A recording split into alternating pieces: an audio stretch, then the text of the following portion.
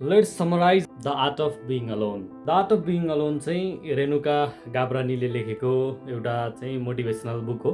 बुकको इन्ट्रोडक्सनमा लेखिएको छ the art of being alone, र अलोन भइसकेपछि एउटा व्यक्तिले के गर्न सक्छ। पार्ट 1 र पार्ट 2 गरेर यो बुक दुई भागमा बाँडिएको छ, र पार्ट 1 मा छ turning your loneliness into your solitude. Chapter 1 मा छ स्टप रोमान्टिसाइजिङ लोनलीनेस। यो च्याप्टरमा गाब्रानीले चाहिँ आफ्नो लोनलीनेसलाई चाहिँ रोमान्टिसाइजिङ गर्न छोडौँ भनेर भनेकी छन्। यसमा चाहिँ हामीले चाहिँ कसरी बुझौँ भन्दाखेरि कुनै पनि एउटा फिल्ममा चाहिँ केटा अथवा केटी एक्लै हिँडिराखेकी छिन्, तर पछि चाहिँ फेरि केटा अथवा केटी कोही आएर उसलाई चाहिँ त्यो सिचुएसनबाट चाहिँ बाहिर निकालेर चाहिँ एउटा राम्रो लाइफ दियो, र हामीले चाहिँ त्यो कुरा हेऱ्यौँ र हामीले त्यही कुरा एक्सपेक्ट गर्न थाल्यौँ भने चाहिँ त्यो कुरा चाहिँ रियल लाइफमा हुँदैन। त्यही भएर आफ्नो लोनलीनेसमा चाहिँ आफै जुझ्ने र त्यो कुरालाई चाहिँ रोमान्टिसाइजिङ नगर्ने। जस्तै म चाहिँ एक्लै बसिरहेको छु अनि त्यसपछि मलाई यो सिचुएसनमा कोही आउँछ मलाई बचाउनको लागि, कसैले मलाई बचाउँछ भन्ने किसिमले चाहिँ त्यो कुरा नसोच्ने भनेर चाहिँ गाब्रानीले यहाँनिर उल्लेख गरेकी छिन्, र त्यो कुरालाई रोमान्टिसाइजिङ हुन चाहिँ बन्द गर्छ। Loneliness is not your personality, it's your mind state asking for change. तपाईँको चाहिँ लोनलीनेस तपाईँको कुनै पनि पर्सनालिटी होइन, तर तपाईँको एउटा यस्तो माइन्ड स्टेट हो जहाँ चाहिँ तपाईँले चाहिँ परिवर्तन खोजिरहनु भएको छ भन्ने कुरा चाहिँ गाब्रानीले यहाँनिर च्याप्टर 1 मा उल्लेख गरेकी छिन्। च्याप्टर 2 मा छ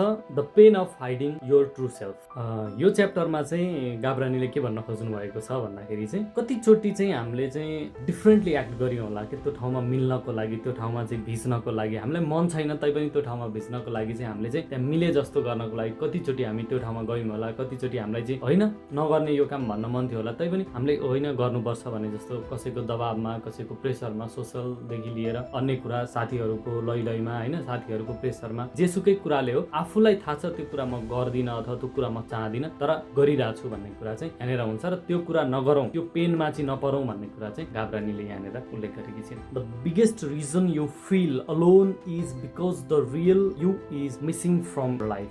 च्याप्टर 3 रहेको छ how to be you. How to be युमा चाहिँ सबैभन्दा पहिला आफूले आफूलाई क्वेसन सोध्न पर्यो कि एक्चुअलमा म के चाहन्छु, एक्चुअलमा म के बन्न चाहन्छु भनेर चाहिँ सोध्न पर्यो, र केमा म रमाइरहेको छु आफूले आफूलाई अब्जर्भ गर्ने र आफू बन्ने, र सकेसम्म जस्तो त्यो अघिको जुन त्यो हाइडिङ योर सेल्फ वाला पेन थियो त्यो नगर्ने, अनि त्यसपछि आफू बन्ने, त्यसपछि आफूलाई के मनपर्छ त्यो गर्ने, त्यसपछि त्यही रिलेटेडहरू स्किलहरू सिक्ने, त्यही रिलेटेड बुकहरू पढ्ने, जसरी हुन्छ आफू बन्ने र आफूसँगै रहने भन्ने कुरा चाहिँ च्याप्टर 3 मा हाउ टु बी युमा लेखिएको छ। You don't find your self in others, you find your self when you stop losing you. Chapter 4 रहेको छ द लभ फर सोल्टिट्युड। पहिला बुझौँ सोल्टिट्युड। सोल्टिट्युड भनेको आफू एक्लै हुँदा चाहिँ यदि मान्छेले पिसफुल फिल गर्छ भने त्यसलाई चाहिँ हामी सोल्टिट्युड भनेर बुझ्नुपर्छ, र एक्लै ठिक छु भनेर चाहिँ मान्छेले फिल गर्न थाल्छ भने त्यसलाई हामी सोल्टिट्युड भनेर बुझ्छौँ। Being alone is not punishment, it is privilege भनेर 4th च्याप्टर सुरु हुन्छ। र अर्को कुरा भनेको हामीले पिसफुल फिल गर्न पर्यो, त्यसै गरी क्लियर हुनु पर्यो हामी, र हामी चाहिँ मान्छेहरूलाई पछ्याउन छोड्न पर्यो, र यसले यो गर्यो त्यो गर्यो भनेर पछ्याउन पनि छोड्न पर्यो। After that solitude is not empty, it is full of ends. Part 2 मा लेखिएको छ turning your solitude into growth period. Chapter 5 मा छ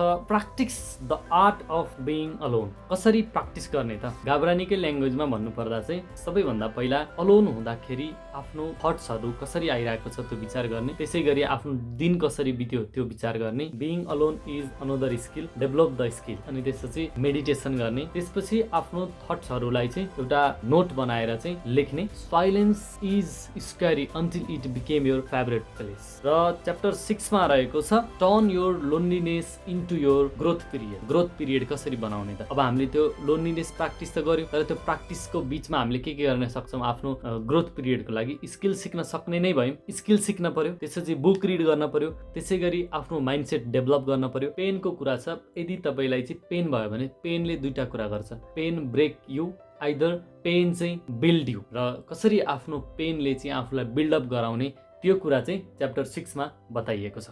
your lowest moment can became your strong foundation. र च्याप्टर 7 मा छ make a new best bird. एउटा यस्तो नयाँ साथी बनाउनु पर्यो जसलाई चाहिँ तपाईँसँगै लिएर हिँड्न सक्नुहोस्। आफ्नो साथी आफै बन्न पर्यो, तपाईँको आफ्नो ड्रिमलाई तपाईँले साथी बनाउनु पर्यो, त्यसपछि तपाईँले आफूलाई मोटिभेट गर्न पर्यो। If you sit alone and still feel happy you are already own in life। पिरियडमा बिल्ड अ ड्रिम लाइफ प्लानमा चाहिँ के लेखिएको छ भन्दाखेरि बी अलोन एन्ड थिङ्क। एक्लै भएर सोचौँ कि हामी के चाहन्छौँ, अनि त्यसपछि अबको 5 वर्षपछि चाहिँ हामी कहाँ पुग्न चाहन्छौँ भनेर चाहिँ एउटा लाइफको प्लान बनाउनु पर्यो। यो गर्छु, यो गर्छु भनेर चाहिँ प्लान बनाउनु पर्यो, अनि त्यही प्लान अनुसार चाहिँ चल्न पर्यो भनेर चाहिँ यहाँनिर लेखिएको छ। च्याप्टर 9 मा छ द एक्सन प्लान। यो कुरा हामीले बुझिसक्यौँ, धेरै कुरा हामीले बुझिसक्यौँ भनेपछि एक्सन प्लान भनेको पहिला सबैभन्दा पहिला स्टार्ट गरौँ, सुरु गरिसकेपछि त्यसलाई बिस्तारै मोडिफिकेसन गरेर राम्रो बनाउँदै गरौँला। सुरुमै के मोडिफिकेसन गर्छु भनेर चाहिँ त्यो सोच्ने हैन, सुरु गर्ने त्यसपछि मोडिफिकेसन गरेर राम्रो बनाउने भनेर चाहिँ यहाँनिर द एक्सन प्लानमा चाहिँ भनिएको छ। Clarity does not come from noise, can find in silence, start small, be consistent and take real step. है, साँच्चीकै स्टेप्सहरू चाहिँ चाल्न पर्यो। र त्यसै गरी च्याप्टर 10 छ make your alone time addictive. तपाईँ चाहिँ अलोन टाइममा एडिक्ट हुनु पर्यो। अलोन हुने बित्तिकै एकदम छटपटिने, यताउता गर्ने, अलोन नै हुन चाहन्छु भनेर चाहिँ अलोन हुनु पर्यो। त्यसपछि मात्रै अनि त्यसपछि तपाईँले चाहिँ त्यो आफूलाई साथी बनाउने, आफूलाई मोटिभेट गर्ने, आफूलाई सपोर्ट गर्ने, होइन, एक्सन प्लानहरू डेभलप गर्ने, त्यसपछि न्यू स्टार्टहरू गर्ने, त्यो कुरा चाहिँ त्यसपछि आउँछ। अलोन टाइम एडिक्टिभ बनाउनको लागि चाहिँ तपाईँले बुक पढ्न पर्यो, तपाईँले चाहिँ स्किल डेभलप गर्न पर्यो, तपाईँले चाहिँ मेडिटेसन गर्न पर्यो, तपाईँले चाहिँ योगा गर्न पर्यो। सबै कुरा गरेर चाहिँ तपाईँले अलोन टाइमको तपाईँ एडिक्टिभ बन्न सक्नुहुन्छ। च्याप्टर 11 मा छ बिकम इन्डिपेन्डेन्ट। यो च्याप्टरमा चाहिँ तपाईँले आफू इन्डिपेन्डेन्ट हुन पर्यो भनेर चाहिँ यहाँनिर भनिएको छ। Don't depend with others for your happiness. आफ्नो ह्याप्पिनेसको लागि अरूसँग डिपेन्ड हुनु भएन। सानो कुरा म तपाईँहरूलाई भन्छु, र आफ्नो ह्याप्पिनेसको चाबी चाहिँ अरूलाई दिनु भएन। र अरूले यदि चाबी पायो भने म यस्तो गर्छु अनि त्यसपछि त्यो दुःखी हुन्छ, म यस्तो गर्छु अनि त्यो दुःखी हुन्छ भनेर चाहिँ तपाईँलाई चाहिँ त्यो आफ्नो चाबीमा चाहिँ घुमाइराखेको हुन्छ क्या। सो आफ्नो चाबी चाहिँ तपाईँले आफैले खोसेर आफूसँग राख्नु पर्यो। र तपाईँलाई चाहिँ जति बेला ह्याप्पी हुन मन लाग्छ, अलवेज ह्याप्पी हुन मन लाग्छ, सो जति बेला ह्याप्पी हुन मन लाग्छ ह्याप्पी हुने। सो चाबी अरूलाई बाँड्ने कुरो हुँदैन। र अरूले जे भन्नु त्यो अरूको माइन्ड अनुसार भन्ने हो, आफ्नो माइन्ड अनुसार खुसी हुने हो। So be happy and be independent. No one have responsibility to make you happy, but you have responsibility to make you happy. So become happy, try to be happy in each and every moment. Thank you so much.